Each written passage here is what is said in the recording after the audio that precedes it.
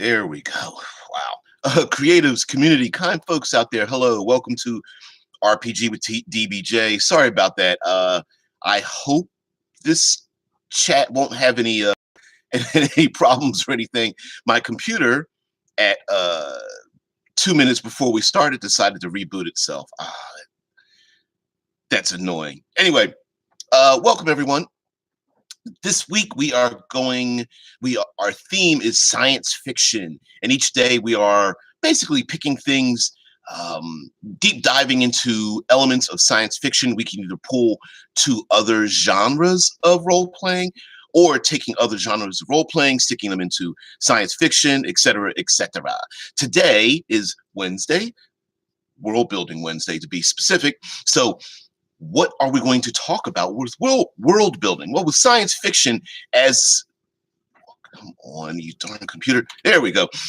With science fiction, as was pointed out yesterday, or as I noted yesterday, is an extremely broad moniker for so many different elements of science fiction. Whether you go for a hard science fiction with a lot of realism, whether you go for human culture and introspection and our place in the universe, you want to go more science fantasy with swords and sorcery amongst the stars and whatnot. So science fiction covers a huge gambit.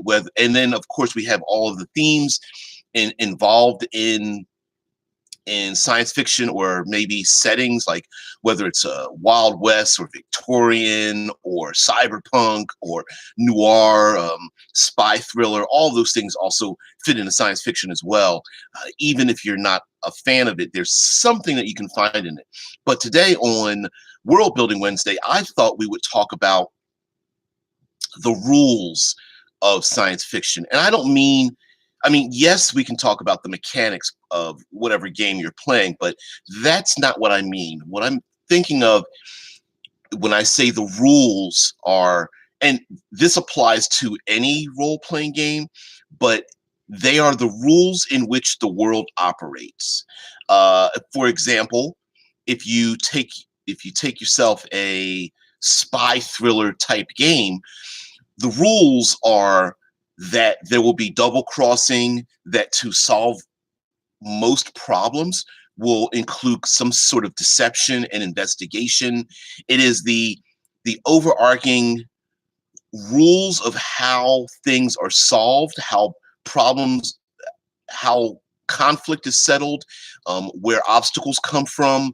Essentially, the rules of the game, right? The rules of how, not the game, not the wrong terminology.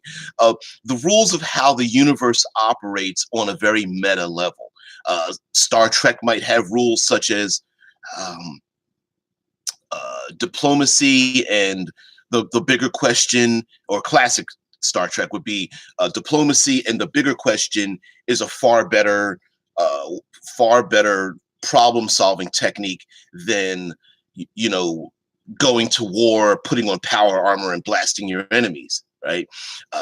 Star Wars might have a rule that says that the Force is a mysterious power, and that the dark side is seductive and easier, but the light side is ultimately the power that will bring balance and free the universe from the tyranny of evil. So we understand that these are the things, the hallmarks of whatever this science fiction setting would be. So when it comes to world building, we should decide on what it is that, what set of standards, what set of rules, what expectations we have in our own science fiction setting. And basically that comes about for session 0. A lot of us, of course, already have our own ideas in our head as to how problems are solved, whether it's a matter of, is it solved through money and influence, or does the world move and alter and shake based on delving into our place in the universe and what our culture might be in a world where normal human society's rules don't apply any longer, anything like that. So Rickard says, hey, what's up, Rickard? On a tangent, would be interesting to see how the light side was actually stronger but harder, but we never really get any payoff for that. No, we don't. As a matter of fact,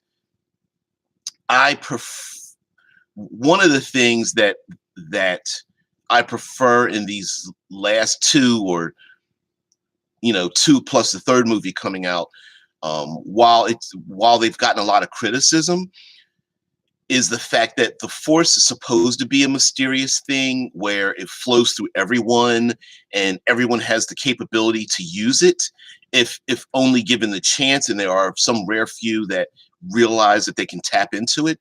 And I think as far as like Star Wars and how powerful they give you the idea that the light side is much harder, but it's far more powerful. And I think just the execution of that wasn't very good. But I definitely agree with you. Like, it would have been great to have like a great payoff for that. Although, the movie makers could say, well, if the light side was that powerful and dominated the universe, there really wouldn't be a movie. It would just be peace and harmony, and that's not a very good thing to watch for 5 minutes. The growth of evil and the heroes having to step up against the odds that they would fail, I think is more story-wise more dramatic. So I think that's why we never get to see anything like that. Ricker says, to me, it always seems that there are no differences between the light side and dark side, as everyone seems to be able to do all things. Yeah, I do agree with you on that one too. Those who have read a lot of the books during the mid 80s into the early 90s, a lot of those books dealt with a lot of the capabilities of using the Force, and the light side had a lot of, I guess you call them power stunts and whatnot, whether it's healing people, reading people's minds, telepathic communication, communing with animals and machines. Like there was a lot of that, and the dark side was pretty much like brute force. And just the typical like telekinetic, like I draw something to me, or I leap really far, or block a laser blast. That seems to be the end all of the Jedi abilities. And there's a couple of little things here and there that they kind of hint on, and I think that's a disservice. I think consumers are far more intelligent than sometimes the writers give them credit for. And if we see someone using the Force in a way that we haven't seen before, I don't think we'll be very confused. And I think when it was done in such a dramatic way that people just, they got triggered. That's crazy. But I do agree though. Zev says the dark side is strong as the light side. Dark side is just a shortcut. And Ricker says the dark side users just use stuff the light side users don't in the main body of works, not going into expanded universe. Yeah, exactly. And then Zev says Yoda says as much in episode 5, where again they've established the rules, right? The dark side is more seductive. It draws on your emotions, your uncontrolled emotions. Basically, hey, the dark side is just an easy shortcut to get to this power. The light side is harder, requires you to be not chaste, but to have more willpower. It takes longer to learn it. It is a force that is primarily for one who has a lot of, who holds to themselves a higher standard, honor and justice and forgiveness and that kind of thing. And of course, there's no real way to, both in the stories and mechanically, to write down what that ruling means. Like, what does it mean to have justice? What kind of number rating do you give it? You don't need that for world building, but it makes a lot of sense to have that. For example, I've played in D6 Star Wars where players tried to play Star Wars as if it was like Dungeons and Dragons in space. They wanted to steal things and basically dungeon delve. and it doesn't work in that setting because those aren't the parameters of the game. You know what I mean? It's not about collecting treasure and trying to get power armor and get, yet one more quote unquote magic item to make yourself more powerful. It doesn't work that way. It's very much a space opera, space fantasy of flying by the seat of your pants and fighting off against overwhelming odds to eventually overcome evil, and establishing what kind of science fiction you want up front and getting an agreement with the people that are involved in it, and then having the benefits come about by solving the problems with the way the universe wants you to solve those problems, I think is necessary for world building. Um, let's see. Rickard says, so if we're talking sci-fi settings, what type of sci-fi should we focus on? Star Trek, Babylon 5, Star Wars, Expanse, Altered Carbon. I've never heard of, but you bring up a Vorkosigan saga? Vorkosigan saga? I'm not familiar with that one, but I might look it up.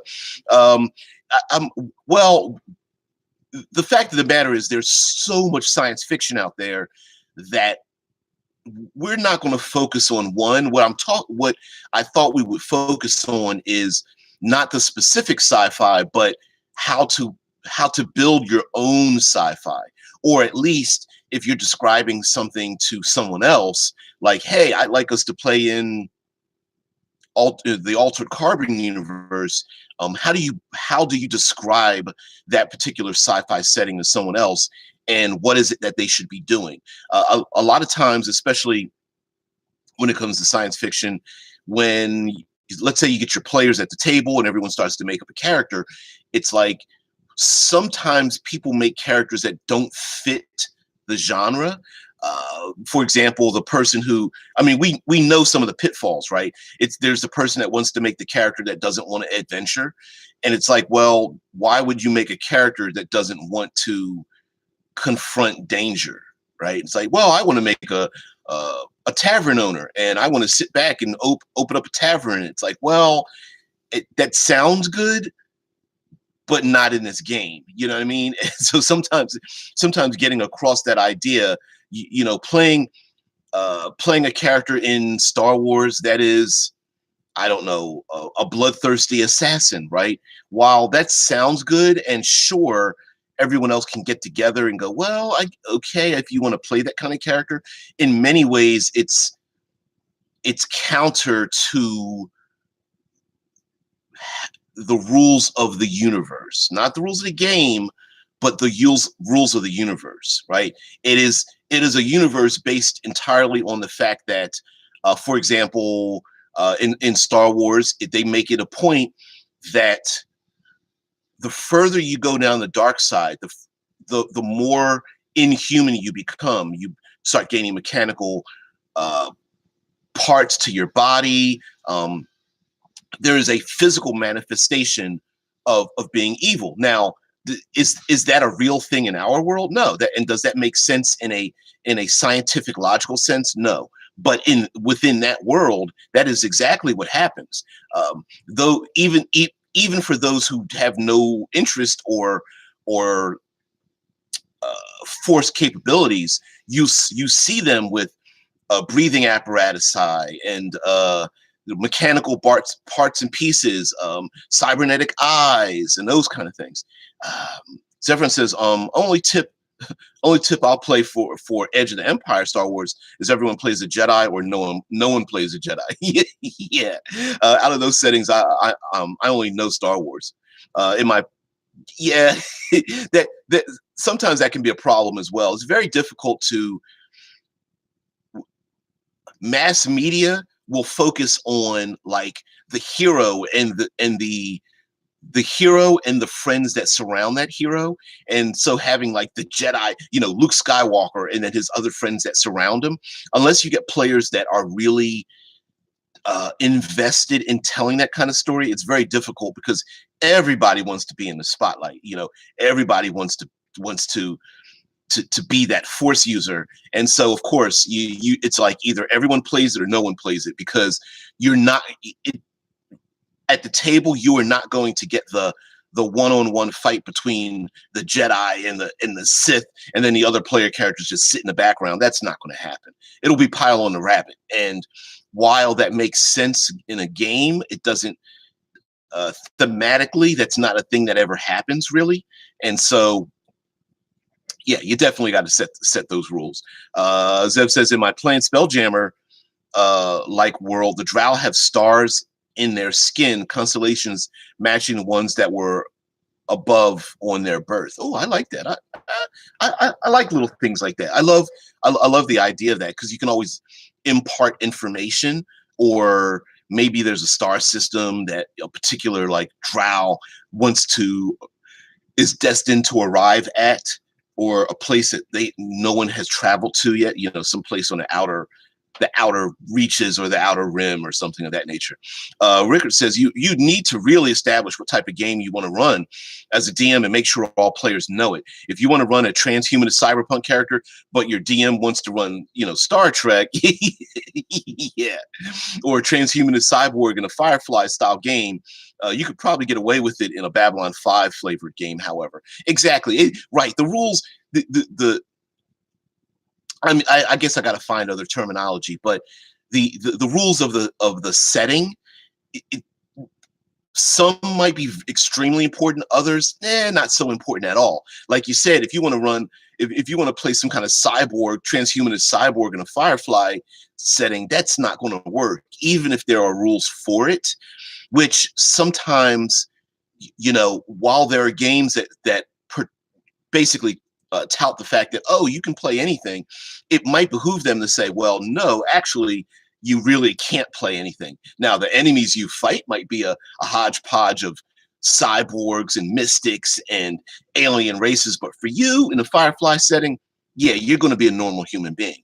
And while that might irk some players, in many ways, maybe that's not really the game for them, and maybe try another system where it fits in. So, like you're saying, transhuman and cyberpunk in and of itself has a meaning or a flavor to it. For example, there are some kind of conflicts that might arrive in one type of game versus another. For example, in like Altered Carbon transhumanist style gaming, as a player character, it's you might find out that your memories are false, or that you wake up inside of a body that you didn't expect to wake up in, or that you might be trapped in a virtual reality world being tortured to death, and have to figure your way out of it, or that you might have a loss of your memories from a mission that you went on 3 sessions ago, and someone has hijacked those memories and taken them from you, and while your mind and your body might be up for debate in a transhumanist setting, there might be quite a few players out there that would balk at the idea that their character's background is artificial, or that the game master has the ability to put them into the body of a frail old woman instead of the combat soldier they originally imagined for their own character. You know what I mean? So bringing up the idea that, hey, listen, in this particular game, your memories are not your own. In this particular game, your body is mutable and may not be your own, needs to be brought up. And of course, that would have no effect if you're playing, say, like a Firefly game or a Babylon 5 game or something of that nature, Battlestar Galactica, those each type of science fiction setting where you may want to express, the rules might change in terms of how the universe operates and the kind of obstacles that they will encounter. Zevron says, sclera? Oh, the whites of your eyes is black, iris is white. They are the diplomats of the universe as they take neutral stances. Oh, talking about the you're referring to your version of the Drow in Spelljammer. Well, again, Spelljammer is yet another setting, which is the idea that some people are very, very attracted to like a very hard sci-fi, and with Spelljammer, you got to tell them like, listen, this is this is science fiction through the eyes of the people who have been fantasy writers and creators. It is sailing on ships that sail through the stars, and you can breathe in space, and there is magic, and there are space pirates, and planets that are alive, and all those kind of things, right? It's saying, hey, listen, this is the idea. Zev says the easiest way to deal with this is preface that this version of Star Trek is different. Like, quote, this is Zevron continuity. If you get me, the Alliance might be an evil empire in it. You don't know. That's another thing too. And I think that's a problem, not just with science fiction, but with any established intellectual property, is to say, like, look, the continuity we're playing with here doesn't apply to what you think it should be. It's the idea of playing in Star Wars during a period of time when Darth Vader is alive.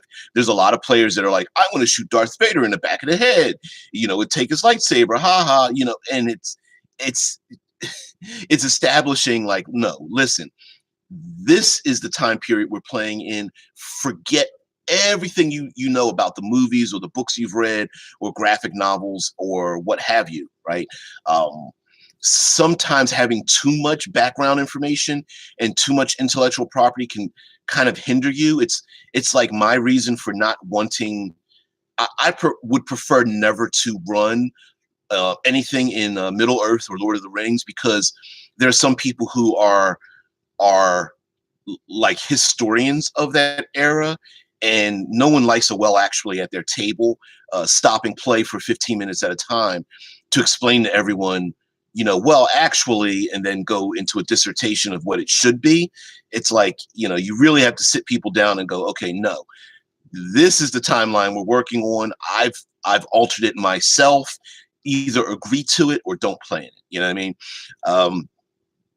It says as quote, don't treat your out of character knowledge of the series as fact. You get me? Yeah, I am with you on that one. Hell, that happens when you play anything historical as well. Like, oh, well, in World War I, this really didn't happen. It's like, all right, well, actually, shut your mouth. Rickard says, hell, you could even have different shells or sleeves for various activities, which really wouldn't work in a Battlestar Galactica game. Yeah, yeah. See, I love the idea of like characters being sleeved into other bodies. Whether maybe you go to an aquatic world, and so the characters have to be sleeved into, I don't know, dolphin morphs or squid bodies, or just humanoid bodies with gills, and putting the characters into an environment that they're not used to. But again, you're right, that would never fit into like Battlestar Galactica or Firefly, because that's not really what they're about.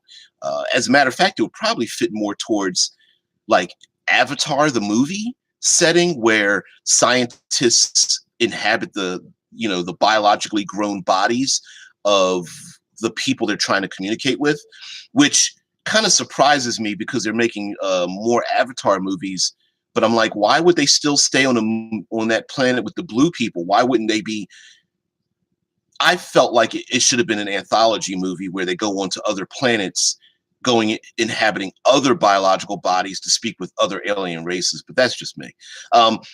Rickard says, I would personally say that Spelljammer should be sold in as fantasy rather than sci-fi, or really, really pulpy sci-fi. Yeah, it's extremely pulpy. It's those. As a matter of fact, before we made it a delineation between science and fantasy, that used to be the norm. The main characters running around with blasters and swords at the same time. That used to be a thing in fantasy writing, where there wasn't a difference. People would travel to Mars, and then they would run around on Mars like being very pulpy, very swashbuckler-y, kind of punch the evil in the face, draw my sword, shoot my blaster, with the princess in the background casting a spell, and a giant-sized you know, like a Chewbacca type character helping out in the background. Like that used to be a thing before we started separating science by itself and fantasy to its own era. So yeah, it's just a meeting of the two. Rickard says, I mean, sorry, Zev says it's supposed to be pulpy sci-fi, Rickard. Yeah, of course, absolutely. And there's nothing wrong with that. It's pretty much, hey guys, this is the type of game. This is what we're doing. You know, we're not worrying about hard vacuum. What we're going to worry about is swinging from ship to ship in deep space to take over the ship run by lizardmen or something like that. You know what I mean? Like if that's the kind of game you're running, you go, sure, I'd like to play that, and then just agree to it. You know what I mean? Rickard says, I will, however, say that part of the appeal of playing in Star Wars is playing in that world, not an alternative version of that world. So that's something to be careful with.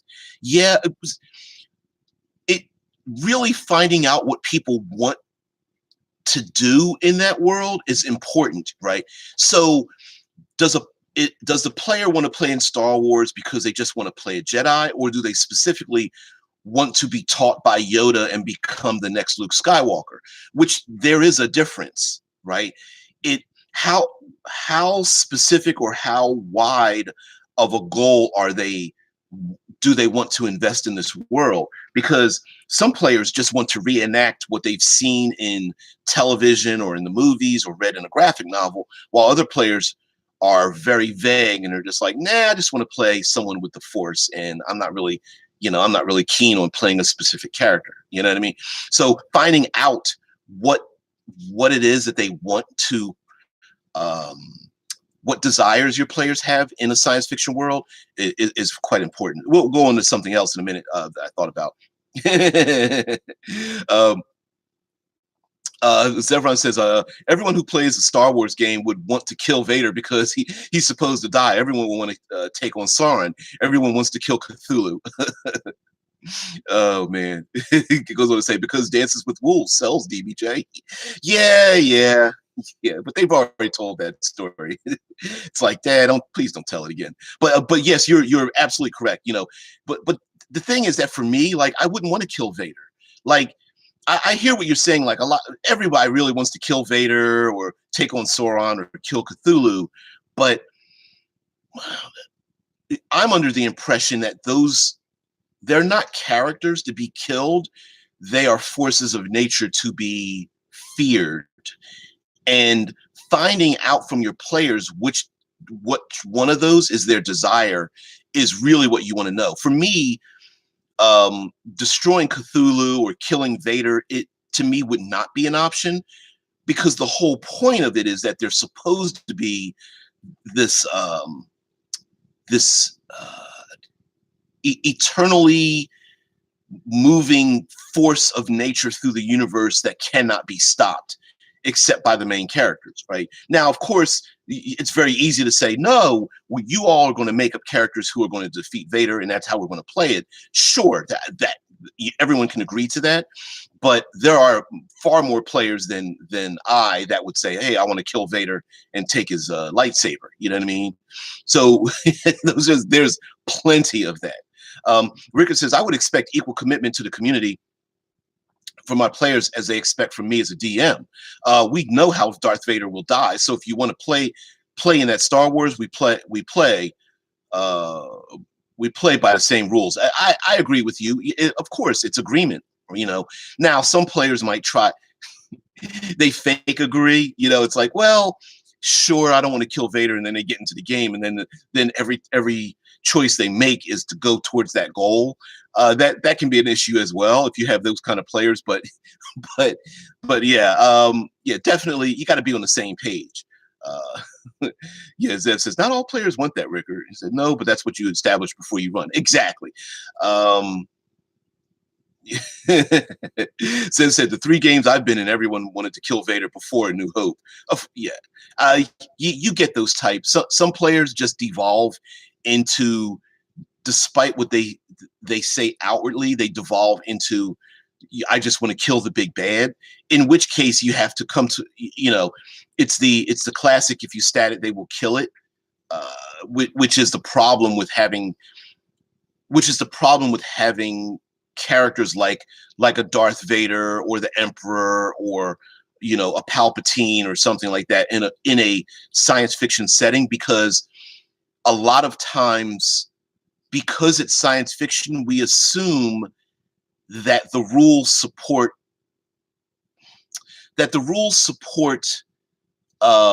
physics and common sense rather than the storytelling elements being far more important as a rule of the universe, rather than the idea that I can pull a blaster and shoot Darth Vader in the back of the head, right? The reason Darth Vader is such a powerful force is because the universe says he is. You know what I mean? It's not a matter of whether my die rolls are higher or lower. It's the fact of the matter is that those kind of characters are like non-statable, because you're always going to get another player who's going to like, oh, all I need to do is get bigger stats, and then they want to kill him.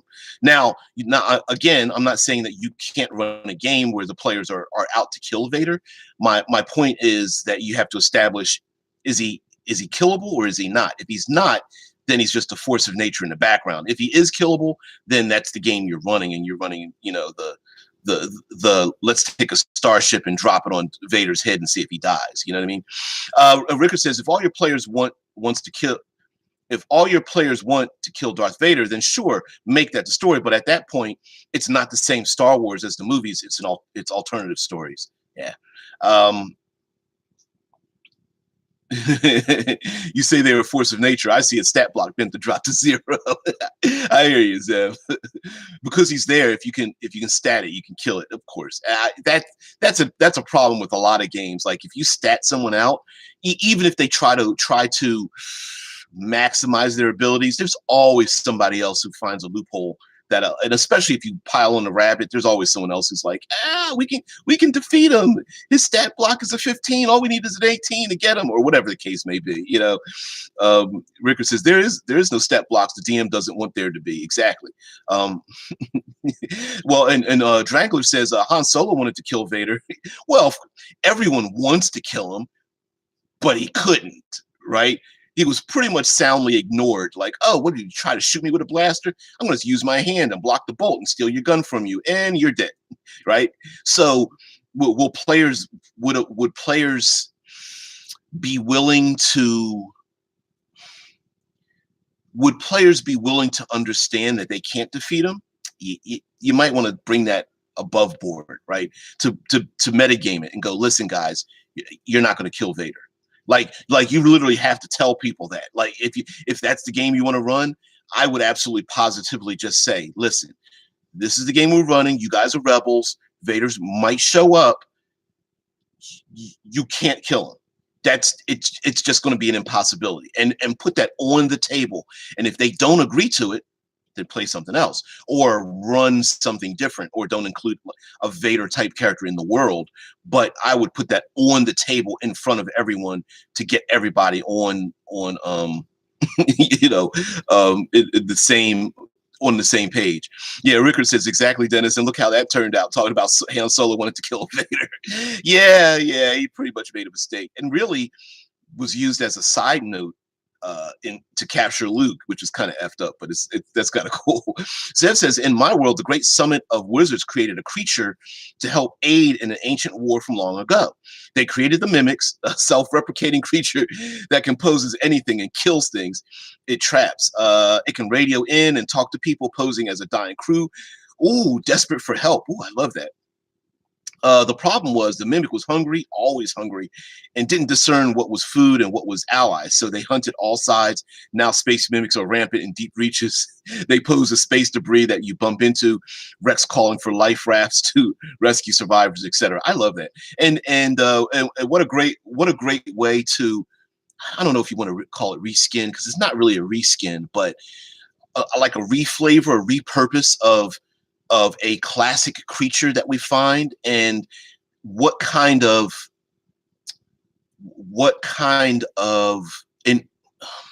encounter that you can create where you hear like a distress signal, and some players are like, we've got to go, and others are like, it might be dangerous, we can't go rescue them, it might be a trap, and others are like, but I can't turn away, from a distress signal, they're in danger. That happened to my family, and going on, and really having these conflicts, and even the fact that you have this invasive creature in your world. So an invasive creature that doesn't, it's not an ally of anyone. It's just this thing that's grown beyond its usefulness, which is a classic sci-fi trope, right? The it's a huge trope of science fiction that someone or something or some organization or government creates a weapon or delves into science they really shouldn't, or doesn't add the control mechanism that should be applied to it, and then it gets out of control, and one thing leads to another. It becomes a problem on a galactic scale, and everyone else has to deal with it. So yeah, that is extremely popular sci-fi trope, and I love that idea where both the PCs and the NPCs in the world have to deal with this issue that might have been around for a year, 10 years, 100 years, 1,000 years or more. Rickard says there's also no shame in telling players straight, quote, there is no stat block for this mob. They are just so much more powerful than anything you can throw at them. So you have to figure out another solution. And in many ways, I think this is something that's not brought up holistically, but generally, broadly in role-playing games, the idea of presenting in front of the players a problem that cannot be solved in the way that they normally solve a problem. The idea of like, hey, we've got weapons, we're going to shoot or slash or blast our way out of it, and having a situation where you're not going to win, right? In the direct manner in which you think you're going to win. It's the idea of like the player characters being hunted by a giant and understanding that this titan cannot be defeated by slicing it. You're going to have to figure something out, that another way out. And I think the reason why it's not given that much attention and the reason why 99% of things are given stat blocks so you can kill it, is because it requires the dungeon master or the game master or storyteller or what have you to come up with and be flexible enough to have other methods to solve a problem, as opposed to a riddle that only has one solution, which can be a real issue with that. Zevron says arcane magic and divine magic conflict with each other. Divine magic is seen as originating from the original celestial bodies or godlike beings, archangels, and is known as astronomy or star magic. Yeah, Zev's going about his own setting and stuff like that. Yeah, Zev. Yeah, we want to include others in this, Zev, and I get it that you are very you love the setting that you have. You probably have put a lot of work into it, and in terms of yeah, it is World Building Wednesday, but we want others to have the opportunity to build their own worlds too. No, I'm actually for it, and the idea of like, especially in Spelljammer, because it is a science like fantasy. I don't know if you so much science, but it is a fantasy realm of traveling the stars, that you very much have to come to the realization of like, how does this world work? How do the other planets work? Because in you're fine. In classic Dungeons and Dragons, your heroes are walking along swamps and rivers and mountains and deserts. And when you get into space, it's like, well, if I use a spell like levitation, which direction do I go? Yeah, goes to shame corner. No, you're fine. Oh, yeah. Yeah. Rickard says we should also probably stray away from Star Wars, as we have been very, very into a single type of sci-fi. Yeah, absolutely. And mind you, we don't. Of course, we have to use a lot of examples so that it's basically using examples, or basically shorthand. Like Zev says, Star Wars is the only sci-fi I know. I'm going to disagree with you on that. I bet you know far more about other sci-fi settings than you probably realize, if not through osmosis. uh, just, I mean, heck, just flipping a channel or going through like some kind of streaming service or comic books or graphic novels and things like that. Just other books as well, video games and whatnot. Uh, there are many other science fiction settings I think that we could. I'm sure you're familiar with, and other people as well. And one great way, if you're starting from a blank page, to get people involved in science fiction, if they've never played in a like a postmodern all the way to a far science fiction realm, is to blend it with what they already know. So, for example, Spelljammer works because people have played Dungeons and Dragons for years and years, and they're like, man, we've gone to deserts and mountains and swamps and things like that. Let's do something else with Dungeons and Dragons. And someone's like, well, we can go into deep sea, and someone's like, well, we did a deep sea adventure.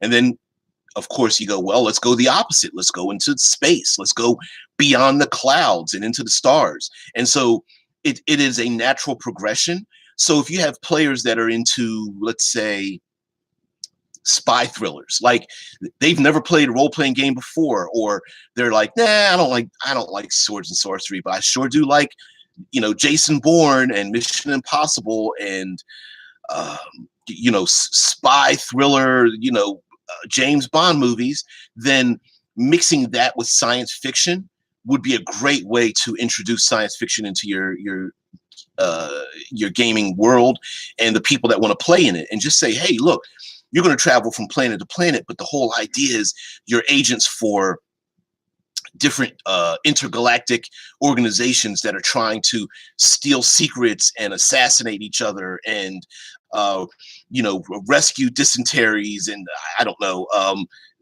find political people imprisoned because of their political desires to free the people or something like that, right? You could include many of that, just like Rickard says, though, Zev does bring up an interesting idea. Maybe a focused week of building a setting or working together on a setting with various ideas. I could go for that. I think that's a great idea. I would ask which 3 episodes, but they made that next to impossible to figure out with so many different orders. Yeah. Yeah. Zev says, never watch anything outside of Star Wars or Firefly. Yeah, you're fine, man. Zev says, my ideas would be just Egyptian themed mixed with blood magic. I'm here. You know what? That's an Egyptian themed science fiction setting would be excellent. Dennis Drangler says you should watch Dune, Zev. Yeah, Dune is a very political science fiction setting that's not very, how do you explain? It's not, it's fantasy, but like low magic fantasy, I guess, if you wanted to go along the magic settings.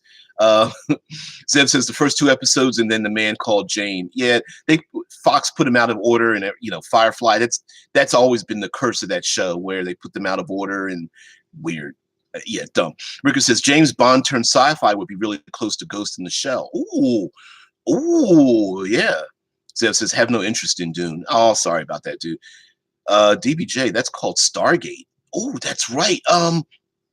Stargate, Dune, Dune, Stargate, and Battlestar Galactica. Like, despite the fact that they seem different, they actually kind of are very similar. Babylon 5's another one where there's equal parts action and politics involved in them. So maybe we could do like a world building where we come up with different elements we want to include in it, and let's build from there. So maybe that's pretty good. Egyptian themed sci-fi equals Stargate. Oh, I'm sorry. Yes, very much so. I'm sorry. From the movie to the television show, yes, the Stargate is very Egyptian themed in terms of its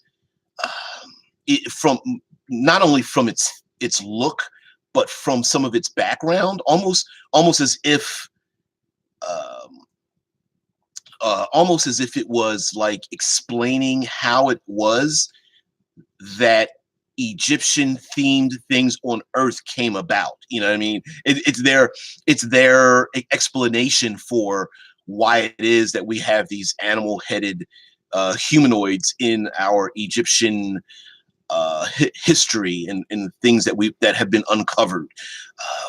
Yeah, the movie, Rickard says, goes on to say, yeah, the movie is even more Egypt centric.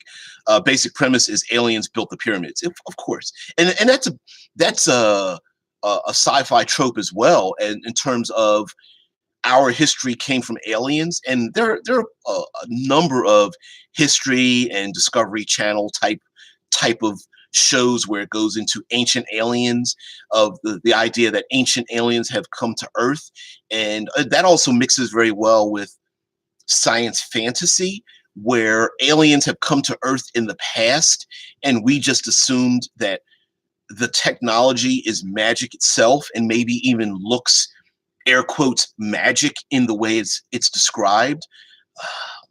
There's a terrible movie called Gods of Egypt that kind of brings across that idea of ancient human beings coming across celestial beings that were Egyptian flavored, and that their power and their technology basically comes across as magic to the rest of us. Zev says the gods didn't have animal heads. They just drew them like that in hieroglyphics because it was believed you could enter Aru, the afterlife, unless you were captured in profile.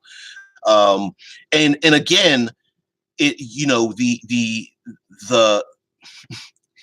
it, we're taking the science fiction form of it, or the fantasy form of it, where in the reality of what really exists, of course, has nothing to do with the science fiction part of it, but it's just the idea of when human beings first saw this stuff, we had our first impression like, oh, this must have been from aliens, as opposed to going like, well, there's probably a more logical reason for it in terms of how the culture was done.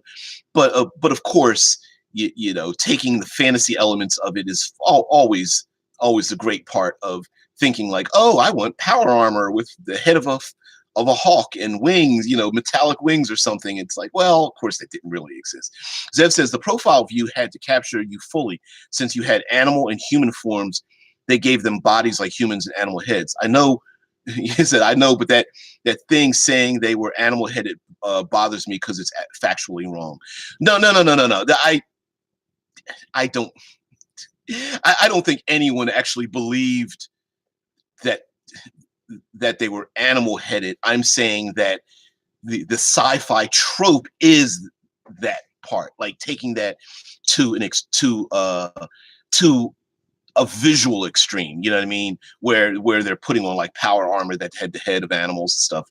Tesla says, I thought the animal heads only symbolized the god, like an owl for Athena. Yeah, I did too. I don't know very much about Egyptian history, but the idea of, again, Zev, like the idea, yeah, that movie was terrible. That movie was absolutely terrible. But again, the idea is when you come to the table, what expectation do your players have? If you're going to play a science fiction Egyptian setting, you're going to have to establish, okay, well, these are the things that as fact. These are the things that are fiction.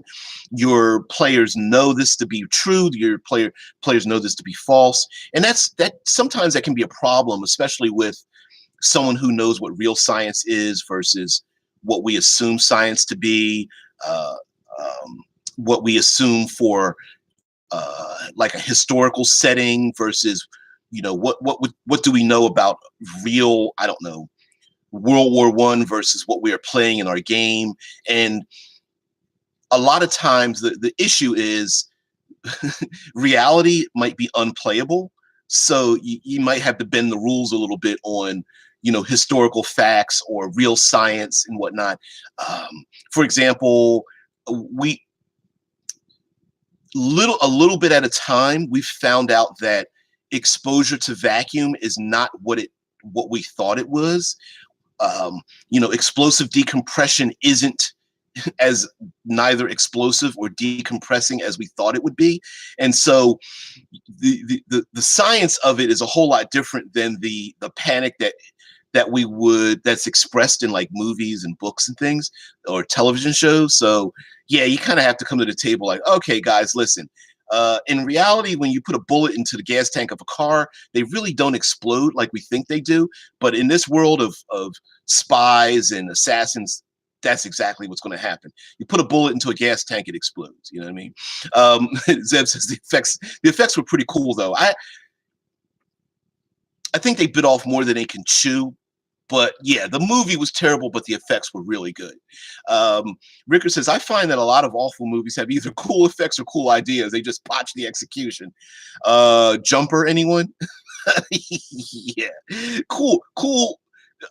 The effects were really cool, but the execution in the movies, and I know they were expecting it to be to go on to be like a series of movies, and just it's really bad. Tesla Ranger says the mythology is what the GM planned. The gods of Egypt is what happened once the players got a hold of it. Yeah. Hell yeah. Sometimes when you put it in the players' hands, you might have to just wash your hands of it and just shake your head and let them play in the sandbox. You know what I mean? Zev says, I wonder if you could play the Great War that prefaces Eberron. Never, except for like Warhammer 40K. That it's one of the I don't know too many role-playing games that take place during a Great War. Many of them have either it's on the horizon and the players are playing in a world where it's about to happen, or you're playing in a world where it's already happened. But not too many take place during a war, and I think that would be quite interesting. Oh man. Says Tesla, responding to Tesla, that's the realest thing I've heard. Yeah. Sometimes to our best ability, we try to bring across, maybe, I don't know, like maybe we wanted to have a gritty noir feeling to our world. You put it in the hands of the players, and then maybe it just turns into murder hoboism, and sometimes you just have to go with it and just say, nah, okay, it just didn't work. It can hurt sometimes, but yeah, it can hurt. Oh man. Ricker says, I think Tesla Rangers just made the quote of the stream. That's the 10-minute mark gold right there. It sure is. Yeah. Oh man. Mythology is what the GM planned. Gods of Egypt is what happened once the players get a hold of it. Gotta have a t-shirt for that one. Zed says technically Ravnica was building towards the war between the Planeswalkers and the dragon god Pharaoh Nicobolus. That's the story of War of the Spark. Oh, for Magic the Gathering. Yes. Ravnica. Ravnica is one of those weird settings where I could see someone looking at it as I think I could reasonably see someone looking at it as a sci-fi setting, even though there really isn't science involved in it. I could see someone looking at it as a very urban noir adventure, kind of cyberpunkish a little bit. But I could see someone doing that. Yeah, you can make a lot of different types of games in Ravnica, and that's something else.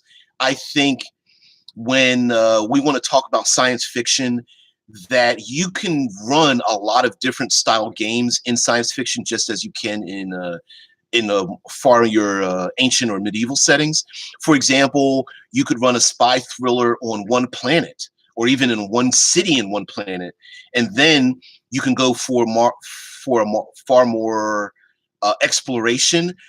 Delving into part of a star system no one's been, and then you can do more of a rescue, running some kind of rescue or something where an out of control, a star is about to explode, or a comet is about to hit a planet, or there's a meteor swarm, or something's about to go nova, and the players have to rescue a population from a space station or something. So you could run a ton of like Western and noir, like what Zev brings up, urban fantasy, sci-fi, dungeon delve, intrigue and politics, piracy, open warfare, noir mystery in rap. He's referring to Ravnica, the let's see if I got my book next to me. Running those things in Ravnica. And I think all of those absolutely positively fit into science fiction if you wanted to make a setting that incorporates all that and you want to make it rather general. Ricker says, I've always wanted to run a sci-fi game. Hard to find a system I like, though.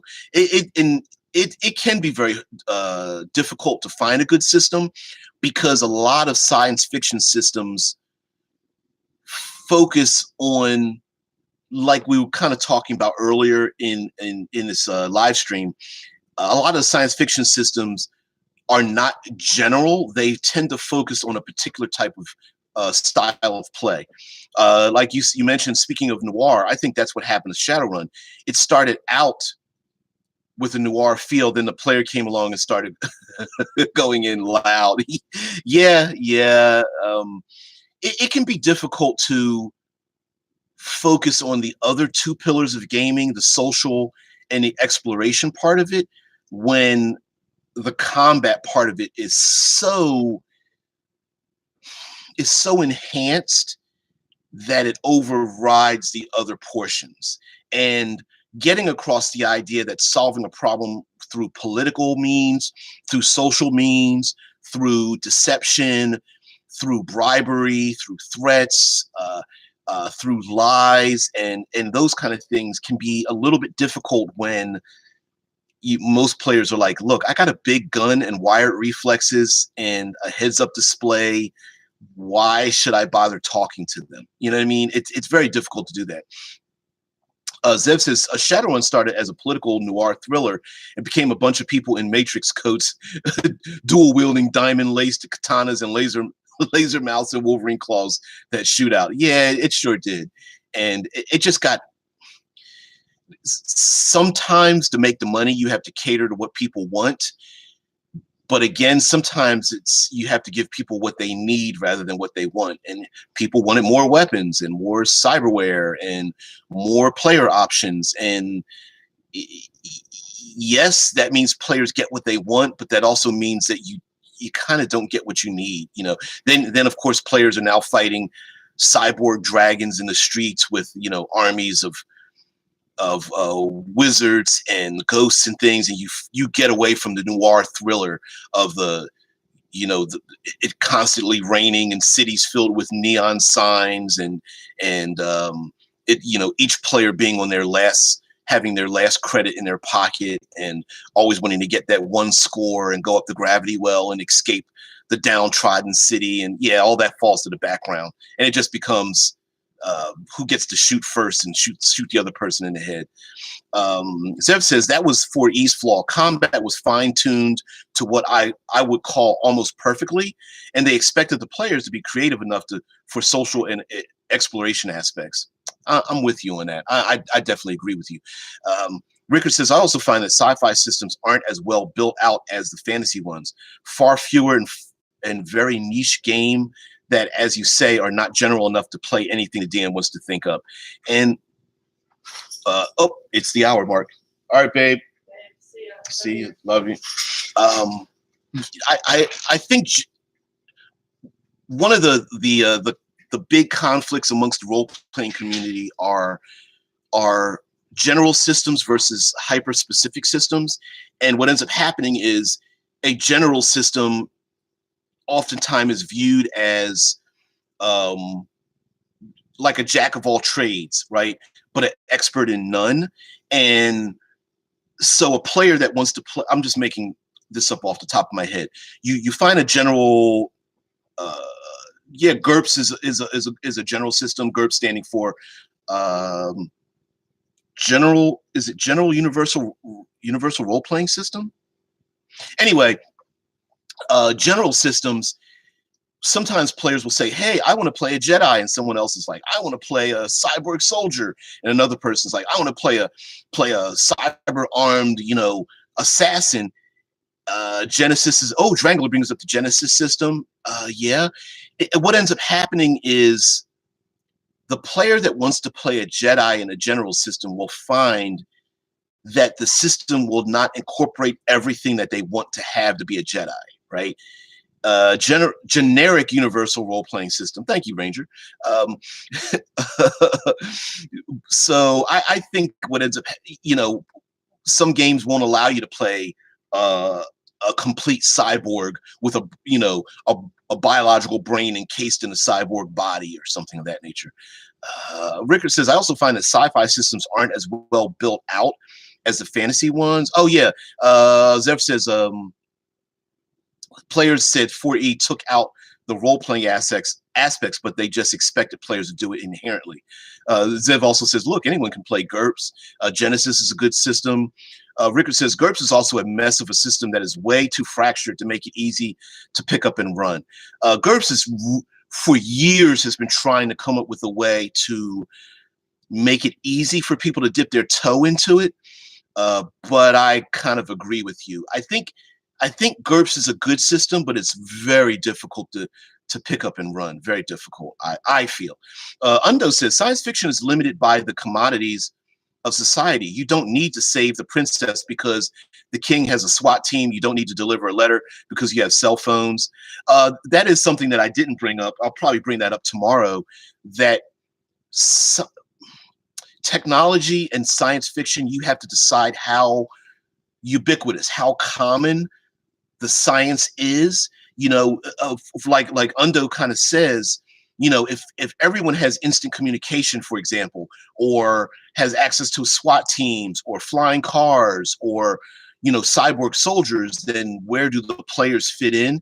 And keeping track of all that can be kind of difficult as well, especially I find in like transhuman settings, in super science fiction settings where there's super science, like using black holes and antimatter and stuff like that. Sometimes the players will think of themselves as being special snowflakes, and in science fiction settings, sometimes that's not the case. Zev says, science fiction is also a reflection of society, so it changes as you go on. Rickard says, GURPS is the old school Linux of the RPG world. You're wrong, man, but you're so right. Undo goes on to say, very few modern settings are adventurous like Western.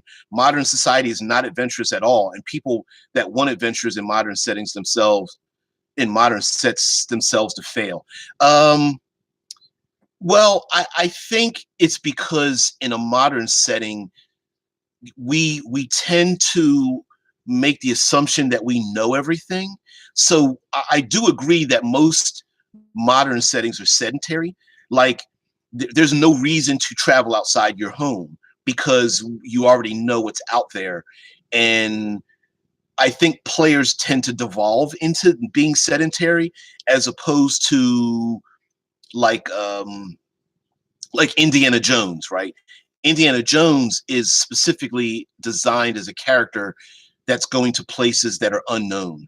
And so convincing your players that they should go to places that are unknown and solving situations in ways that are, common sense would say, like, bad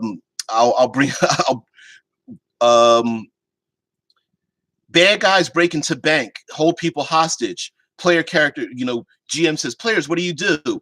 One player's like, well, I'm not going to do anything. I'm going to call the police and let SWAT deal with it, right? You have to worry about those kind of things where common sense tells you, like, I'm not going to get involved in that. I'm going to call the police and get a hazmat team. I'm not going to go into a nuclear power plant by myself, and you're sitting there face planting like, oh, why did they? Oh, I didn't think about that.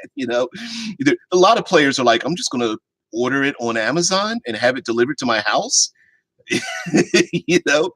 Oh man. Sorry, Zeb. Oh, sorry your foot's hurting you, dude. So can't wait to get to hospital, get this removed. Sorry about that, dude. Hey, man, everyone have a great one. We've already hit the hour mark. I want to thank everyone for joining in. Tomorrow is Third Pillar Thursday. And by the way, I want to let you guys know that up on the channel is my interview with Sam Quinton, the founder of Sinopa Publishing. Please check that out. We go back years, Quinton and I, and we're both small press publishers. So please take a look at that. We kind of talk about what it involves, to what it takes to be a small press publisher, and he has a Kickstarter. The Kickstarter for the print on demand and the PDF version of the compilation of what is given to those that are part of his drip community. So please check that out. Take a look at the Kickstarter, watch the video, look at some of the background information, and just find out what it is that Sinopa Publishing is doing. So please take a look at that. And oh, stupid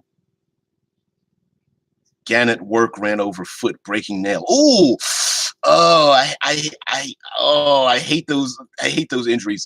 Yeah, me working outside, I've lost my toenails long ago, dude.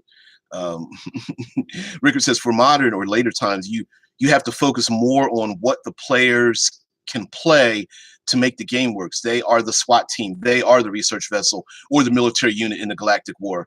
I agree with you on that, Rickard. Like one of the things too is to put the players as close to the front door as possible. So don't ask the players where they want to go. Put them where they need to go and leave it at that. If you want them to, ooh, oh man, sorry about that too. Deadman says similar thing happened to my uncle in the late '80s. Man, oh, come on, guys, come on. Talking about broken toenails and all that. Oh my God. Oh shit.